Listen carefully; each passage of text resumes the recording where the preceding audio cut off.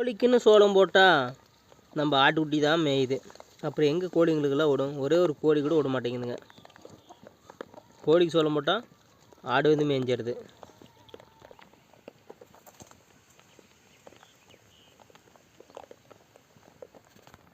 கோழி அந்த பக்கம் மேயுது.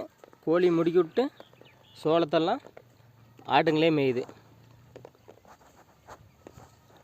வெள்ளாடும் அப்புறம் பார்த்திங்கன்னா செம்மறி ஆடு.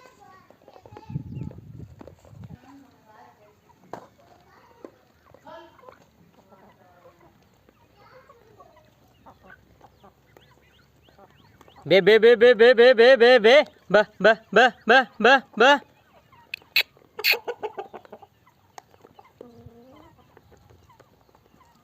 உங்களுக்கு தான் பாவம் மேவில்லை.